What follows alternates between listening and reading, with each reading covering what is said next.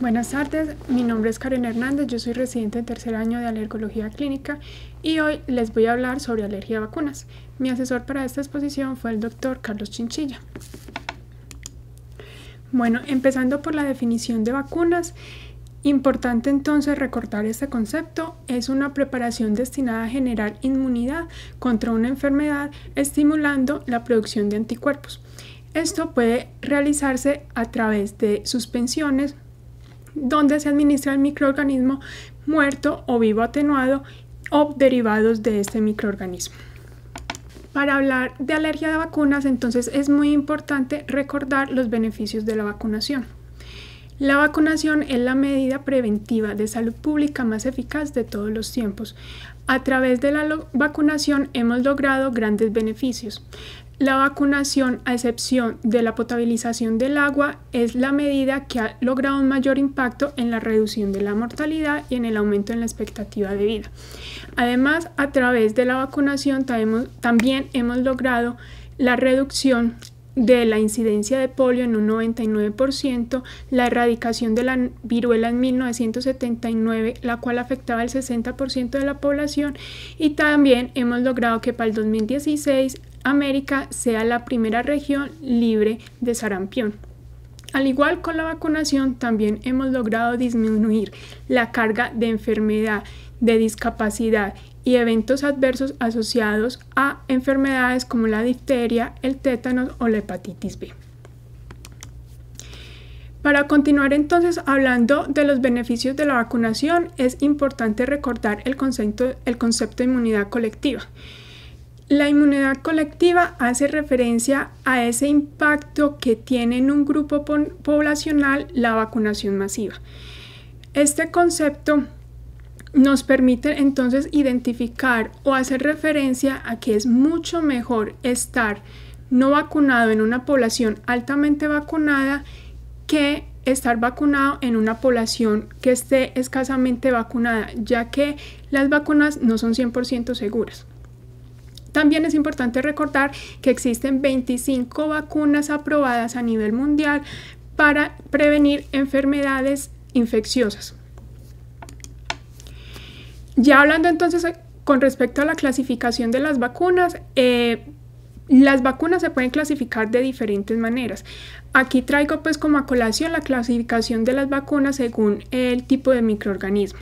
Entonces estas se pueden clasificar según sea la vacuna con el microorganismo vivo atenuado, en la cual encontramos entonces por ejemplo la influenza, la triple viral, el polio oral, o podemos encontrar también la vacuna con el microorganismo muerto, como sería entonces la vacuna de la hepatitis B, algunas vacunas de la influenza, la difteria, el tétanos. Y ya tenemos entonces las vacunas de nueva generación que se clasifican según entonces cómo se producen. En estas encontramos las vacunas de subunidades, las de proteínas sintéticas, las vivas seleccionadas, las vivas recombinantes genéticamente y las vacunas de ADN. Las dos últimas, las recombinantes genéticamente y las de ADN, son vacunas que ahorita están en fase experimental. Estas vacunas entonces básicamente lo que se busca es identificar esa proteína que es más inmunogénica, que logra desencadenar esa respuesta inmunoprotectora de forma similar a la que lo haría el microorganismo si se administrara de forma completa. Luego, por ingeniería genética, lo que se logra es entonces clonar esa proteína, los genes de esa proteína, y seleccionarla, o sea, el caso, para producir pues las nuevas vacunas. Este es el esquema de vacunación que tenemos actualmente en Colombia, el Plan Ampliado de Inmunización. Este esquema de vacunación se implementó a partir de 1995 de forma gratuita a todos los niños. Inicia con la aplicación de la primera vacuna en el recién nacido con la BCG y llega hasta los 5 años para los niños con la DPT, el polio y la triple viral, y para las niñas entonces con la vacuna del papilomavirus, que se aplica en el 4º grado si la niña está escolarizada, o a los 9 años si la niña no está actualmente pues como en la escuela. También incluye entonces el toxoide tetánico y diftérico para la población adulta a las mujeres en edad fértil y a las gestantes. Aparte entonces de la DPT, también incluye la influencia gestacional. Ya entonces, para empezar a hablar propiamente de la hipersensibilidad a vacunas, vamos a empezar con la epidemiología. En términos generales podemos decir que la alergia o la hipersensibilidad a vacunas son unos eventos muy raros. Sin embargo, cuando se presentan pueden poner en riesgo la vida del paciente. Hasta ahora no existen datos claros de la tasa exacta de estos eventos por el subregistro. Sin embargo, se estima o se calcula que estas pueden ir entre 1 en 50.000 a 1 a 100.000 dosis. La anafilaxia tiene una tasa de eventos un poco más baja, calculándose de 1 en 100.000 a 1 a 1.000.000 de dosis. Ya la mortalidad asociada a estos eventos son muy raros y de presentarse tendrían unas tasas de prevalencia e incidencia mucho más bajos. Importante entonces también tener en cuenta unas definiciones y la clasificación que se tiene entonces sobre las alergias a las vacunas. Estas reacciones las podemos clasificar como reacciones inmediatas y reacciones alérgicas tardías. Las reacciones inmediatas pueden ser alérgicas y no alérgicas, y las alérgicas entonces pueden ser limitadas o anafilaxia. Ya las reacciones tardías entonces tenemos la anafilaxia y la hipersensibilidad tipo 4 retardada. Para empezar a hablar entonces, las reacciones inmediatas no alérgicas son esos eventos que se producen posterior a la vacunación. Generalmente se dan en el sitio de la vacunación en forma localizada. El paciente entonces va a presentar edema, eritema, dolor y pueden asociarse o no a síntomas sistémicos. Casi siempre es la fiebre. Estos eventos se pueden presentar 1 o 2 días posterior a la aplicación de la vacuna, en algunas ocasiones hasta 3 días. Sin embargo, estos eventos no contraindican la posterior vacunación del paciente. Ya tenemos las reacciones alérgicas inmediatas, que entonces estas pueden ser limitadas. Las reacciones alérgicas limitadas entonces comprenden ese conjunto de signos y síntomas que son producto de un solo sistema. Entonces esto básicamente se refiere a que un paciente después de la vacunación puede empezar con tos, rinorrea, estornudos y bilancias, que correspondería al sistema respiratorio, o puede empezar con dolor abdominal, náuseas, vómito, diarrea, que sería el sistema gastrointestinal, o empezar ya con lesiones tipo rash o abones, que sería entonces en piel. Y generalmente son estas lesiones que se deben presentar dentro de las primeras 4 horas posterior a la vacunación. Ya están las reacciones anafilácticas, que son unas reacciones de hipersensibilidad tipo IgE mediada graves, en las cuales hay compromiso de 2 órganos o sistemas. Entonces el paciente puede empezar con tos, rinorrea, estornudos, más la aparición de abones, o puede empezar con hipotensión asociado también a abones.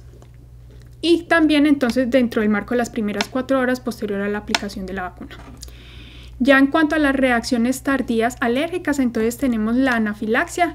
Esos eventos son muy raros. Generalmente entonces se darían 4 horas después de la aplicación de la vacuna y hacen más referencia a pacientes con el síndrome alfa-gal. Los pacientes con el síndrome alfa-gal son personas con una hipersensibilidad IgE mediada a un carbohidrato llamado galactosa 1,3 alfa-galactosa, que se encuentra en las membranas celulares de los mamíferos no primates. Las personas o los pacientes se sensibilizan a través de la picadura de una garrapata, la estrella solitaria, la Amblomia americanum, y posteriormente, cuando entran en contacto con ese carbohidrato por medio de la carne de res o las carnes rojas, porque la de cerdo también, el paciente podría presentar reacciones anafilácticas que generalmente son de inicio tardío, 4 horas posteriores. Entonces se habla que los pacientes con este síndrome, cuando se le aplican las vacunas que contienen gelatina, podrían presentar reacciones tardías.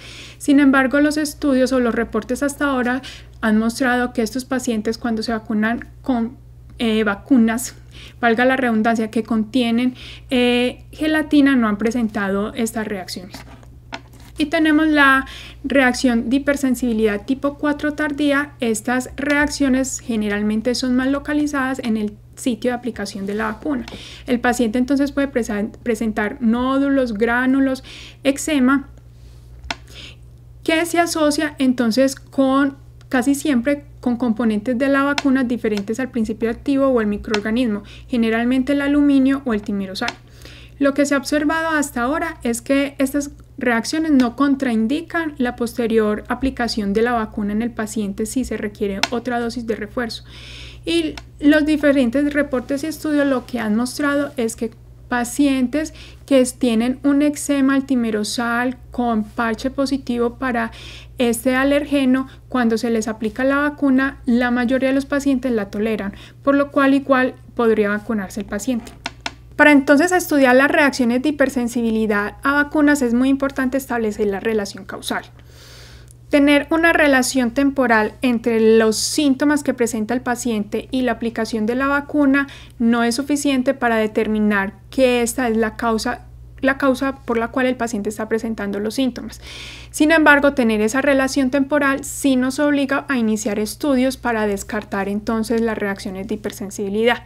Para lograr establecer esa relación causal, entonces es muy importante descartar otras fuentes alergénicas. Entonces, que el paciente no haya consumido un alimento o se haya aplicado un medicamento que también pueda estar causando o explicando la reacción, que haya una evidencia de que el paciente esté sensibilizado a ese alergeno, entonces que tengamos las pruebas alergológicas, sea la IgE específica, el PRI-test o intradérmicas positivas, y que ya hayamos descartado otros diagnósticos diferenciales que puedan estar explicando los síntomas del paciente. Dentro de los diagnósticos diferenciales que nos pueden simular reacciones de hipersensibilidad o anafilaxia, aquí les traigo algunos. Entonces tenemos el episodio hipotónico hipoactivo. Este evento entonces generalmente el paciente empieza con una falta de respuesta que se asocia a hipotonía y palidez, que se presenta generalmente entre 1 a 6 horas posterior a la aplicación de la vacuna. Pero lo que nos ayuda a diferenciarlo es que el paciente no va a tener compromiso cardiovascular y nunca tampoco va a presentar hipotensión. En el síncope vasovagal, el paciente sí va a presentar la hipotensión, sin embargo, esta hipotensión es asociada a bradicardia, diferente a la anafilaxia, donde lo que hay es taquicardia. En la convulsión febril, el paciente inicialmente puede tener una falta de respuesta, pero posteriormente esto se va a asociar a movimientos motores, generalmente tónico-clónicos, y tampoco va a haber compromiso cardiovascular. En el disestrés respiratorio agudo, generalmente entonces se da por aspiración involuntaria de la vacuna oral, en nuestro caso entonces la del polio, y el paciente puede empezar entonces con tos, estridor y puede tener dificultad para respirar. En el síndrome oculorrespiratorio, básicamente se da entonces dentro de las primeras 24 horas después de que se aplicó la vacuna, los pacientes empiezan con conjuntivitis o inyección conjuntival bilateral, y a esto se le pueden asociar síntomas respiratorios como es disfonía, disfagia, disnea, sibilancias, estridor, tos, y también se puede asociar angioedema o edema en cara. Hacer el diagnóstico diferencial con una anafilaxia en estos casos puede ser muy difícil y muchas veces toca o es necesario hacer los estudios de alergología para confirmar o descartar que sea la anafilaxia. Tenemos la disfunción de cuerdas vocales. Estos son eventos abruptos en los que el paciente empieza con tos, dificultad para respirar, y también se asocia a estridor, que generalmente es inspiratorio. El paciente también se le pueden auscultar sibilancias, lo que puede hacer muy difícil hacer el diagnóstico de diferenciar con un episodio de broncoespasmo, sobre todo si este se da posterior entonces a la aplicación de la vacuna. Y aquí lo que nos va a ayudar a hacer el diagnóstico diferencial es la laringoscopia, donde vamos a observar el movimiento paradójico de las cuerdas vocales. Y ya entonces, para finalizar estos diagnósticos diferenciales, el ataque de pánico, en el cual el paciente va a estar con sudoración, mareo, sensación de opresión torácica y taquicardia. Generalmente se da su pico máximo los 10 minutos posterior a que entre en contacto con el evento desencadenante. Sin embargo, cuando vamos a hacer el examen físico no vamos a encontrar otros hallazgos positivos. Vamos entonces ahora a entrar a hablar de las principales vacunas relacionadas con los episodios o eventos de hipersensibilidad o alergias. Empezamos entonces con la influenza. La vacuna de la influenza o contra la influenza es un preparado que cambia constantemente, esto basándose en las proyecciones de las cepas que circularán en la próxima temporada. Los virus se cultivan en el líquido alantoideo extraembrionario del pollo, por lo cual la vacuna puede contener pequeñas cantidades de proteínas del huevo, específicamente o más comúnmente la ovalbúmina.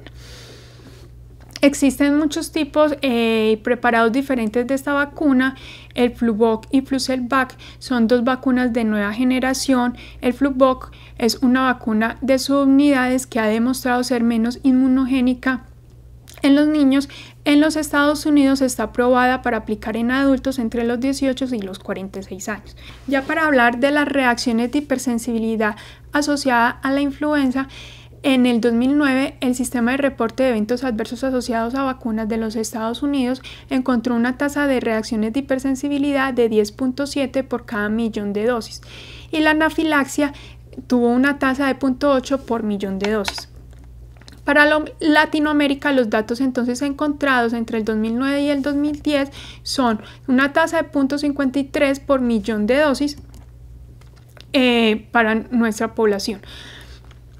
Este es un estudio prospectivo observacional publicado en el 2010 en el que se buscaba evaluar la eficacia de la vacuna H1N1 en los pacientes alérgicos al huevo. Ellos querían evaluar la seguridad de esta vacuna cuando se le aplicaba a los pacientes en la temporada en la que se dio la pandemia de la influenza H1N1. Ellos básicamente lo que hicieron fueron coger 830 niños alérgicos al huevo y los compararon con 393 controles. Ellos aplicaban la vacuna en 2 dosis, un 10% y luego un 90% de esta vacuna H1N1 a los niños que habían tenido anafilaxia con el huevo. Los niños que habían tenido reacciones de hipersensibilidad o los controles le aplicaban la vacuna en una sola dosis. El contenido de ovalbúmina de esta vacuna era 0.03 microgramos. Posterior a esto, entonces ellos evaluaban los niños a los 60 minutos y a las 24 horas. Aquí entonces tenemos los datos de los resultados de la evaluación a las 24 horas y a los 60 minutos, y a las 24 horas. Lo que ellos encontraron es que ningún paciente tuvo ninguna reacción tipo anafilaxia después de aplicar la vacuna. Y sí hubo en promedio entonces 2% de los pacientes alérgicos presentaron algún síntoma relacionado con reacción de hipersensibilidad y se comparó contra el 3.1% de los pacientes controles a los 60 minutos. A las 24 horas lo que ellos encontraron es que el 13.7% de los pacientes alérgicos al huevo habían tenido una reacción o síntomas compatibles con alguna reacción de hipersensibilidad y el 14.7% de los controles tuvieron algún síntoma entonces compatible con alguna reacción de hipersensibilidad, por lo cual ellos concluyen que la anafilaxia secundaria a la aplicación de la vacuna de la influenza es un evento más teórico y que la vacunación de los pacientes alérgicos al huevo con la vacuna de la influenza H1N1 es segura en estos pacientes. Es importante recordar que actualmente la aplicación de la vacuna o de la cepa H1N1 hace parte de la vacunación estacional de la influenza. Bueno, entonces, ¿cuál es la causa?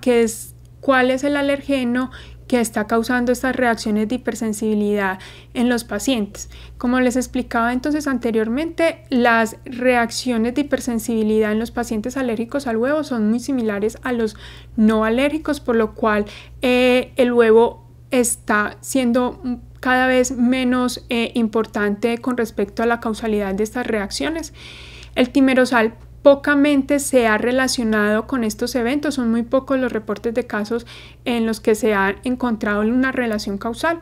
En el lácteos pareciera que en los pacientes con alergia a este alergeno con respecto a reacciones de hipersensibilidad, y también se han estudiado la posibilidad de tener IgE específica contra los principios activos de la vacuna. Se han hecho algunos reportes en los que se han encontrado la hemaglutinina, sin embargo, estos reportes también son muy raros. Por lo tanto, la Academia Americana y el Colegio Americano de Alergia, Asma e Inmunología no dan ninguna recomendación especial para la aplicación de la vacuna de la influenza en los pacientes con alergia al huevo. Igualmente, el Comité Asesor de Inmunología canadiense define que los niños alérgicos al huevo pueden ser vacunados sin necesidad de prick test previo y con la dosis completa, independiente si en el pasado han tenido reacciones graves con la vacuna, con el huevo, perdón. Ya para entonces hablar de la vacuna de la triple viral, esta vacuna se cultiva en dos medios diferentes. El virus del sarampión y la parotitiditis se cultiva en fibroblastos de pollo y la rubeola se cultiva en células diploides humanas. Por lo cual esta vacuna también puede contener pequeñas cantidades de proteína de huevo, sin embargo, las cantidades son muy pequeñas, van de nanogramos a picogramos. Y las principales reacciones de hipersensibilidad asociadas a estas vacunas están en relación con el contenido de gelatina de las mismas. Nakayama y colaboradores entonces en 1998 estudiaron las reacciones de hipersensibilidad que se asociaban con esta vacuna. Ellos encontraron que de 366 reacciones con la vacuna triple viral, 34 fueron anafilaxia, 76 fueron urticaria, 215 fueron erupciones generalizadas no urticaria y 41 fueron reacciones locales. De los pacientes que se les logró determinar la IgE específica de estas reacciones, de los pacientes que presentaron anafilaxia, el 93% tenían IgE específica para gelatina. De los de urticaria, el 56%. De los pacientes que presentaron rash generalizado, el 9%. Ningún paciente con una reacción local tuvo una IgE específica para gelatina y tampoco ninguno de los controles. En Dublín, Irlanda, entre el 2006 y el 2010, lo que encontraron es que las reacciones inmediatas limitadas fueron del 1.3%. A partir de 1998, cuando ya disminuyen el contenido de gelatina de esta vacuna, las tasas de reacciones de hipersensibilidad a esta vacuna han disminuido.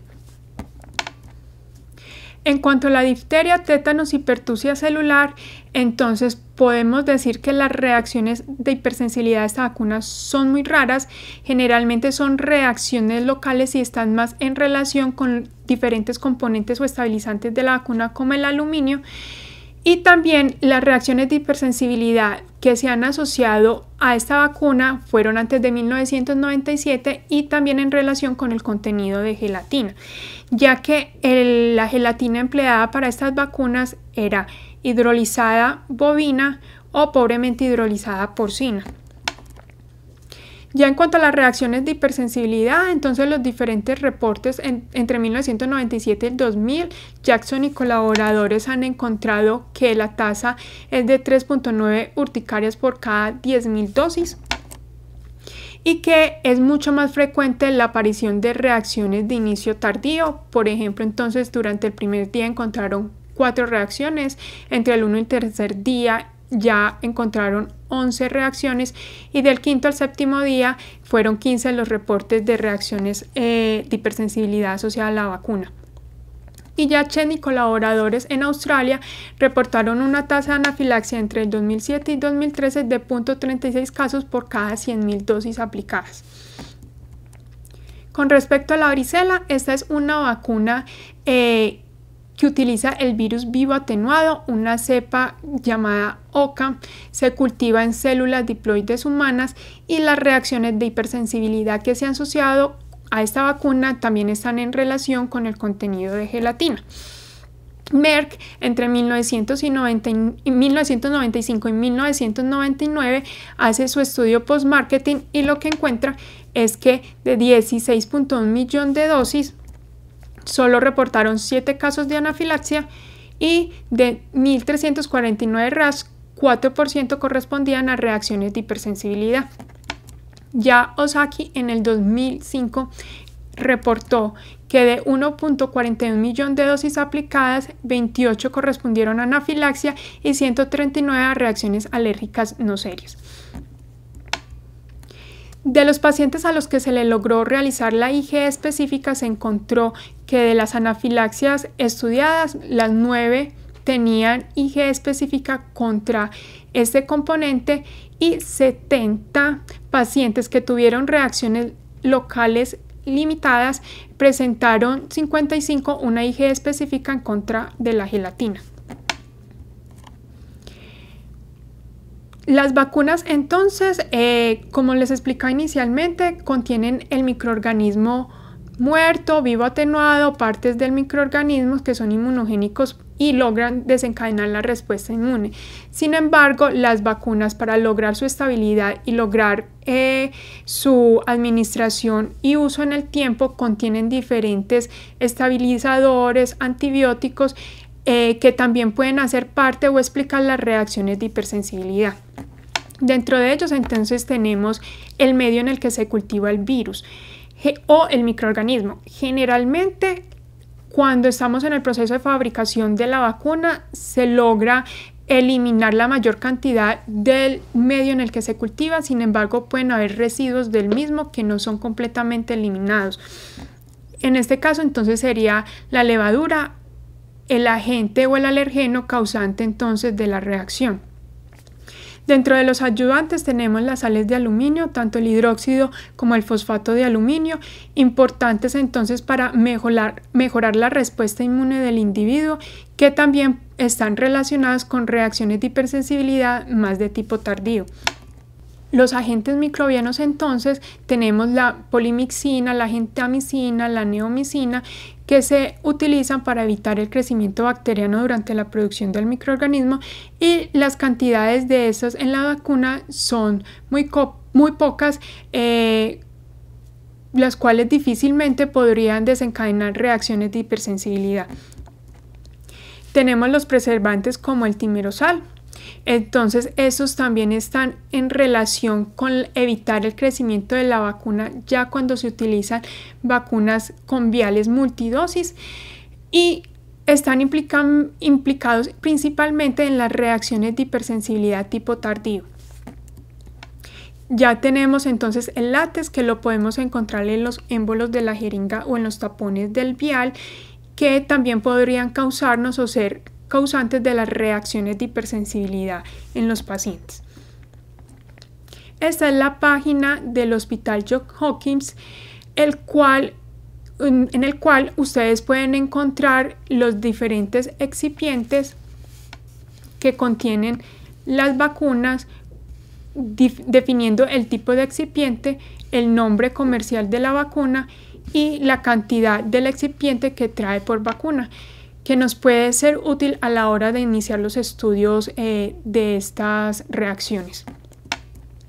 Ya entonces, para la evaluación clínica de los pacientes, es importante definir si los síntomas que está presentando el paciente corresponden a reacciones de hipersensibilidad o anafilaxia. Estamos ante una reacción anafiláctica probable cuando el evento se presenta dentro de las primeras 4 horas y los síntomas del paciente involucran 2 o más sistemas que correspondan entonces, como les explicaba inicialmente, urticaria, rinoconjuntivitis, sibilancias, tos, diarrea, vómito, hipotensión. Y estamos ya ante una reacción anafiláctica posible cuando la reacción se presenta mayor de 4 horas involucrando 2 sistemas, o se presenta dentro de esas 4 horas pero involucra solamente un sistema. Luego de hacer la evaluación clínica, entonces es importante pasar a la realización de las diferentes pruebas alergológicas para establecer entonces la presencia de la sensibilización, es decir, que haya una IgE específica contra el alergeno que estamos estudiando. Es importante entonces en estos pacientes no solamente estudiar la vacuna como tal, su principio activo, sino también estudiar los diferentes componentes de la vacuna. Entonces, si tenemos, por ejemplo, un paciente que reaccionó con la hepatitis B, no solamente debemos hacer estudios para la vacuna de la hepatitis B, sino que también debemos hacer estudios para la levadura. Entonces, ¿cómo hacemos estos estudios? Inicialmente podemos empezar realizando un prick test, el cual se puede hacer con la vacuna sin diluir. En algunos casos se recomienda que cuando tenían reacciones anafilácticas graves podemos hacer una dilución en 1 en 10. Si esta prueba es negativa, entonces podemos pasar a realizar las pruebas intradérmicas que se realizan con una dilución en 1 en 100.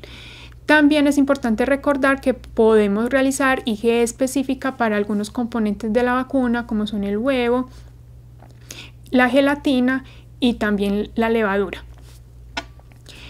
Cuando realizamos las pruebas intradérmicas es posible que el paciente tenga reacciones de forma tardía. Esto nos indicaría que tal vez sea una reacción hipersensibilidad tipo 4 lo que esté predominando en el paciente. Sin embargo, es importante recordar que esto también puede ser la formación de inmunocomplejos en pacientes que tienen altos títulos de anticuerpos contra la vacuna.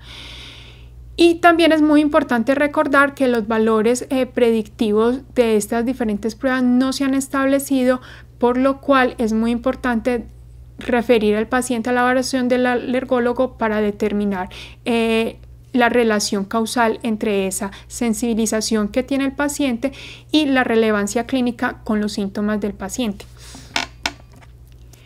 Ya entonces, para el manejo es importante entonces recordar que antes de definir que no vamos a vacunar a un paciente debemos de sopesar el beneficio de la aplicación de la vacuna sobre el riesgo de no aplicarla o sobre el riesgo de aplicar la vacuna con una reacción de hipersensibilidad. En el caso en el que definamos que definitivamente no podemos aplicar la vacuna, podemos medir los niveles de anticuerpo que tiene este paciente contra la vacuna a la que estamos estudiando. Estos son algunos de los niveles que ya se han establecido para algunas de las vacunas, en los cuales si, por ejemplo, el paciente para difteria tiene unos niveles de 0.1 unidades por mililitro, podemos considerar que se encuentra protegido contra esta enfermedad. Sin embargo, también es muy importante recordar que los títulos serán muchísimo más altos y durarán mucho más en el tiempo cuando se logra aplicar el esquema de vacunación completo. Ya entonces, si definimos que definitivamente el paciente tiene una alergia IgE mediada o una reacción de hipersensibilidad a la vacuna, ya definimos la relación causal, tenemos pruebas, sea el prick test, intradérmicas o IgE específicas positivas, y el riesgo de no vacunar al paciente es mayor que el riesgo de la vacunación. Entonces podemos proceder a vacunar al paciente con dosis incrementales de la vacuna. Esta generalmente la hacemos aplicando dosis que vamos aumentando gradualmente cada 15 minutos, evaluando al paciente. Es muy importante que esto se haga bajo la supervisión de un especialista calificado en un ambiente seguro y con un equipo de reanimación a la mano. Y ahora entonces vamos a pasar a hablar de las reacciones de hipersensibilidad asociadas a los diferentes componentes de las vacunas. Empezando con el huevo, es uno de los componentes que más se ha estudiado y en los cuales también existe el mayor temor a la hora de aplicar las vacunas. Como anteriormente ya había explicado, entonces tanto la triple viral o la influenza son vacunas que se cultivan en el pollo, en fibroblastos de pollos, por lo cual pueden contener proteínas del huevo. Sin embargo, con la triple viral, la relación que se ha tenido con el riesgo que puede ser aplicar esta vacuna en niños alérgicos al huevo es por 2 reportes de caso de niños que han presentado eventos tipo anafilaxia posterior a la vacunación de la triple viral y que son alérgicos al huevo. Sin embargo, las cantidades de esta proteína en esta vacuna van de 1 nanogramo a 37 picogramos máximo. Son cantidades insuficientes para desencadenar una reacción de hipersensibilidad en pacientes alérgicos al huevo. Por lo tanto, podemos aplicar esta vacuna sin ningún temor. Igual existen numerosos estudios que apoyan la aplicación de esta vacuna sin riesgo. En cuanto a la influenza, como les mostraba con el estudio prospectivo de la vacunación con H1N1, también existen estudios en los que se ha aplicado la vacuna de la influenza estacional en pacientes con alergia al huevo, y lo que se ha encontrado es que los reportes o los casos de anafilaxia son similares en los pacientes alérgicos que en los no alérgicos. Además, por lo cual no se debe pues como tener ninguna precaución adicional con esta vacuna en los pacientes alérgicos al huevo. Sin embargo, las recomendaciones entonces que se dan, como la dosis de esta vacuna cambia con los lotes y según la temporada, esta vacuna es seguro aplicarla en pacientes alérgicos al huevo y teniendo en cuenta que la cantidad de ovoalbúmina sea menor de 1.2 microgramos. En cuanto a la fiebre amarilla, esta vacuna entonces se cultiva también en fibroblastos de pollo. Las tasas de reacciones y anafilaxia asociadas a esta vacuna van de 0.8 a 1.8 por cada 100.000 dosis aplicadas. Sin embargo, los diferentes reportes y estudios que hablan de reacciones de hipersensibilidad a la fiebre amarilla no han logrado identificar o definir claramente el estado de alergia al huevo al paciente. Y tampoco hay estudios que evalúen la aplicación de la fiebre amarilla en pacientes alérgicos al huevo, por lo cual se desconoce la seguridad o no de aplicación de esta vacuna en estos pacientes. Lo que se recomienda actualmente es que si tenemos un paciente alérgico al huevo y debemos aplicarle la fiebre amarilla, realicemos un prick test con una dilución en 1:10. Si este es negativo, procedemos a la prueba intradérmica, y si esta es negativa podemos aplicar la vacuna. En caso de ser positivo, aplicaríamos la vacuna en el protocolo de dosis gradual que les explicaba anteriormente. Rookins y colaboradores realizaron un estudio tratando de identificar cuál era la dosis mínima capaz de producir anticuerpos protectores con la fiebre amarilla. Ellos simplemente estudiaron 7 pacientes y encontraron que con una dosis de 0.1 mililitro podíamos tener anticuerpos protectores, lo cual podría ser una alternativa en estos pacientes. Sin embargo, se necesitan más estudios que logren identificar cuál es la dosis exacta que logra alcanzar estos anticuerpos protectores para dar una recomendación seria al respecto. En cuanto a la gelatina, actualmente en Estados Unidos la vacuna triple viral y la varicela aún contienen cantidades de gelatina, a diferencia que en el Japón y en Europa, donde las vacunas tratan al mínimo de que sean libres de gelatina, o si tienen, las cantidades son mínimas. Aquí es importante entonces definir si estamos ante un paciente que es alérgico a la gelatina, sea porque la consumió. Debemos evaluar entonces la reacción de hipersensibilidad y la sensibilización en este paciente antes de aplicar la vacuna. Lo que hacemos básicamente es realizar el prick test con la gelatina o medir las IG específicas y realizar las pruebas intradérmicas en el caso de ser necesario. Si estas pruebas son negativas, procedemos a aplicar la vacuna sin ningún problema. Si estas son positivas, hacemos la aplicación en dosis gradual. Es importante entonces recordar que, aunque podamos preguntarle al paciente si tiene alguna reacción con el consumo de la gelatina, el no tener reacción con su consumo tampoco nos va a garantizar que el paciente no presente una reacción posterior con la vacuna por la degradación que tienen las proteínas durante el metabolismo. Entonces, esta pregunta no nos va a servir de tamizaje a la hora de investigar este tipo de reacciones en los pacientes. Esta es una lista de algunas de las vacunas que contienen gelatina. Aquí simplemente para mostrarles que dependiendo del tipo de la vacuna y la manufactura puede cambiar el contenido de la gelatina. Entonces tenemos por ejemplo aquí la triple viral de Merck, que es una de las vacunas con mayor contenido de gelatina, 14.500 microgramos por cada 0.5 mililitros de dosis. O también aquí la de varicela zoster, también de Merck, que tiene 15.580 microgramos por cada 0.65 mililitros de la dosis. En este cuadro entonces observamos la cantidad de caseína que contiene por mililitros las diferentes vacunas de DTP. Como pueden ver, está en el nivel de nanogramos, que son cantidades insuficientes para lograr desencadenar una reacción de hipersensibilidad. Las diferentes hipótesis que se plantean, dentro de las cuales se incluye, es que tal vez estos pacientes que tienen una alergia al huevo más grave pudieron haber entrado en contacto con lotes que tenían mayor cantidad de caseína porque estuvieran contaminados y que eso fuera pues como la causa de la reacción. Sin embargo, actualmente no existe ninguna recomendación para aplicar esta vacuna en los niños con alergia a la proteína de la leche de vaca. En cuanto a la levadura, entonces el microorganismo implicado es el Saccharomyces cerevisiae. Esta levadura es la principalmente implicada en las reacciones de hipersensibilidad conocidas como el asma de panadero.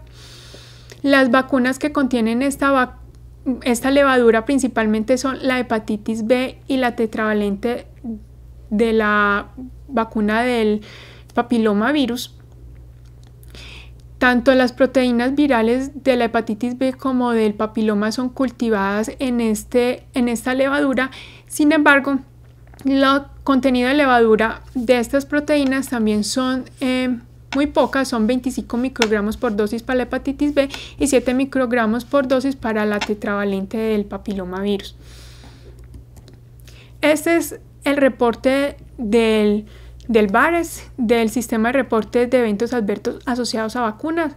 Fueron 180.000 reacciones adversas estudiadas, de las cuales 160 se encontraron positivas en pacientes que tenían alergia a la levadura. De estas, 28 entonces fueron consistentes con algún tipo de reacción de hipersensibilidad, y de estas solamente 11 fueron positivas en pacientes que se le aplicaron la vacuna de la hepatitis B. Esto para mostrar que estas reacciones de hipersensibilidad son muy raras.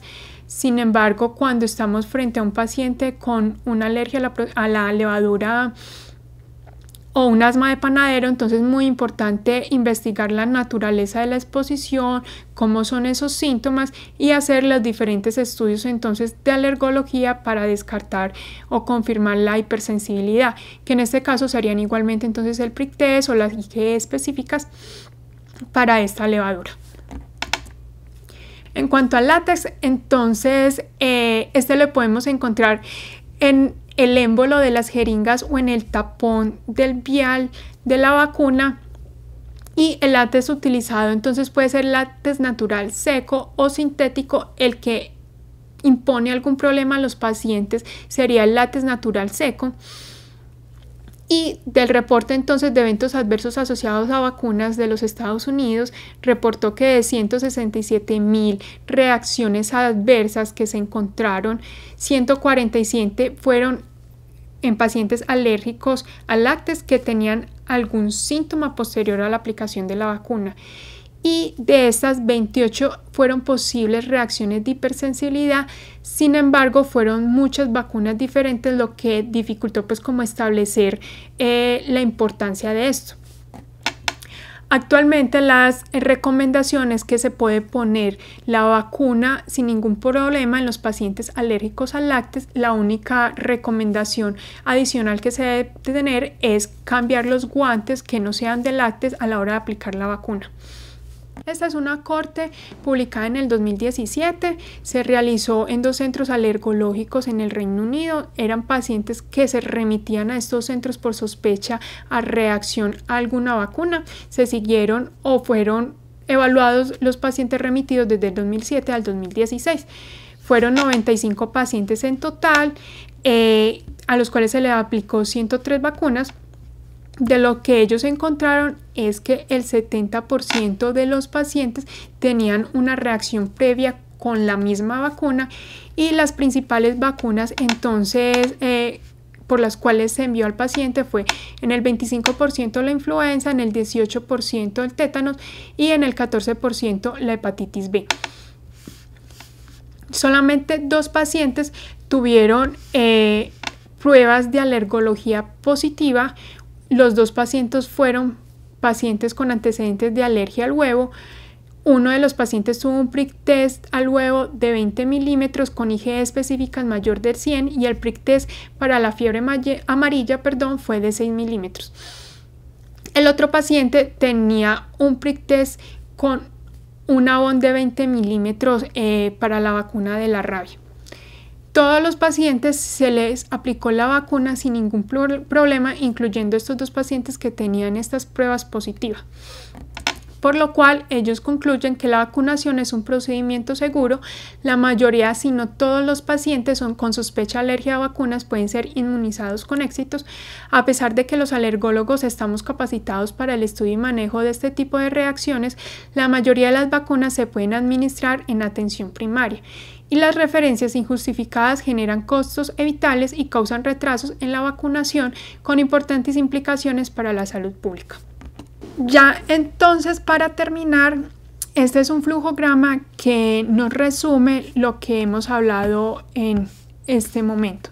Entonces tenemos un paciente con una historia clínica que nos hace sospechar una reacción o una hipersensibilidad a una vacuna. Entonces tenemos que mirar si es una historia positiva porque tuvo síntomas posterior a la aplicación a la vacuna.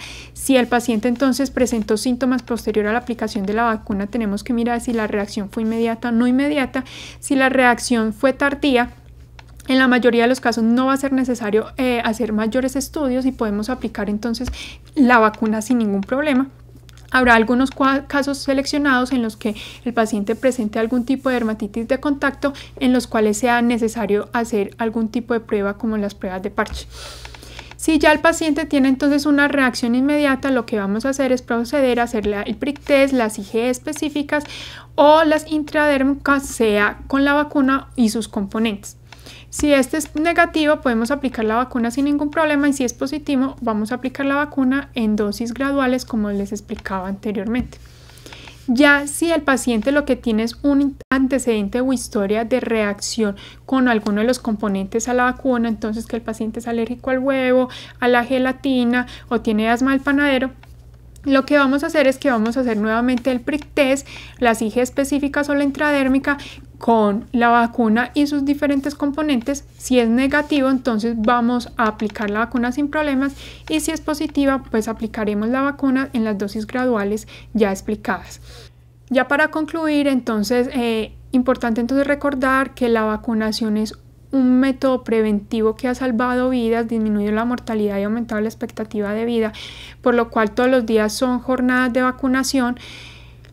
La vacunación de rutina es segura y hay un riesgo insignificante de reacciones alérgicas, por lo cual no debemos retrasar la aplicación de la vacuna, y en el caso en que tengamos un paciente ya con una alergia demostrada, la dosificación de esta vacuna se ha demostrado que es un método seguro, por lo cual tampoco es una justificación para no aplicar la vacuna. Muchas gracias por su atención prestada. Este es el grupo de alergología clínica de la Facultad de Medicina de la Universidad de Antioquia, al cual yo pertenezco.